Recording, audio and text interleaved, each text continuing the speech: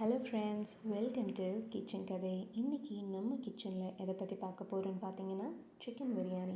Chicken பிரியாணினா normal chicken biryani இல்லைங்க, சுவையான, டேஸ்டியான, ஹெல்தியான, கார்போஹைட்ரேட்ஸ் கம்மியாக இருக்கக்கூடிய அரை கோதுமை சிக்கன் பிரியாணி எப்படி செய்ய போகிறோங்கிறத பார்த்துடலாமா? தேவையான ingredients: refined oil 3 tablespoon, ghee 2 tablespoon, biryani spices தேவையான அளவு, ஆனியன் 2, டொமேட்டோ 2, கறி லீவ்ஸ் 2 கொத்து, green chilli 2, biryani masala 2 table spoon, பூண்டு நான் இன்றைக்கி 6லேருந்து 7 பல் பூண்டு போல் எடுத்திருக்கேன், இஞ்சி ஒரு துண்டு, மின்ட் லீவ்ஸ் ஒரு கைப்பிடி அளவு, கொரியாண்டர் லீவ்ஸ் ஒரு கைப்பிடி அளவு, சிக்கன் நான் இன்றைக்கி 250 கிராம்ஸ் போன்லெஸ் சிக்கன் எடுத்திருக்கேன், கர்ட் 2 ஸ்பூன், அரை கோதுமை 1 டம்ளர் எடுத்திருக்கேன், சால்ட் தேவையான அளவு. நம்ம பிரியாணி செய்ய ஸ்டார்ட் பண்ணுறதுக்கு முன்னாடி சிக்கனை நல்லா மேரினேட் பண்ணி வச்சுக்கலாம். மேரினேட் பண்ணுறதுக்கு ஒரு குட்டி மிக்ஸி ஜாரில் இஞ்சி, பூண்டு, கொஞ்சமாக மல்லி இலை, கொஞ்சமாக புதினா இலை சேர்த்து நல்லா ஃபைன் பேஸ்ட்டாக அரைச்சி வச்சுக்கோங்க.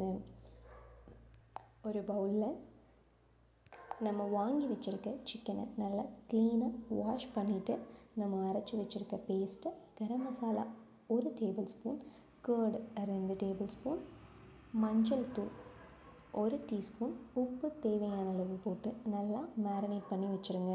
நல்லா 1 மணி நேரம் மேரினேட் ஆகணும். இந்த மாதிரி பண்ணும்போது சிக்கன் நல்லா ஜூஸியாகவும் சாஃப்டாகவும் மசாலாலாம் நல்லா இறங்கி எம்மையாக இருக்கும். நீங்கள் நார்மலாக வீட்டில் பிரியாணி பண்ணும்போது இந்த மாதிரி ட்ரை பண்ணி பாருங்கள், ரொம்ப ருசியாக இருக்கும். பிரியாணி செய்ய ஸ்டார்ட் பண்ணிடலாமா? கேஸ் ஆன் பண்ணிக்கோங்க, குக்கரை வச்சுக்கோங்க. அதில் 3 spoon refined oil, 2 spoon ghee விட்டுக்கோங்க. பிரியாணி ஸ்பைசஸை ஆட் பண்ணிக்கோங்க. அதோட நம்ம ஃபைனாக சாப் பண்ணி வச்சுருக்க ஆனியனை சேர்த்துக்கோங்க. ஆனியன் நல்லா பொன்னிறமானதும் தக்காளியை சேர்த்துக்கோங்க. அதோட கொஞ்சமாக மல்லி இலை, கொஞ்சமாக புதினா இலை சேர்த்துக்கோங்க. நல்லா வதங்கட்டும். பிரியாணி மசாலா 1 ஸ்பூன் ஆட் பண்ணிக்கோங்க. தேவையான அளவு உப்பு ஆட் பண்ணிக்கோங்க. அதோட நம்ம மேரினேட் பண்ணி வச்சுருக்க சிக்கனை ஆட் பண்ணிக்கோங்க. சிக்கன் நல்லா உருண்டு வந்ததும் அரை கோதுமையை சேர்த்துக்கோங்க. நான் இன்றைக்கி அரை கோதுமையை நல்லா க்ளீனாக வாஷ் பண்ணிவிட்டு அரை மணி நேரத்துக்கு முன்னாடி ஊற வச்சுட்டேன். 1 டம்ளர் அரை கோதுமைக்கு 2 டம்ளர் தண்ணி வைக்கணும். தண்ணி ஆட் பண்ணிக்கோங்க.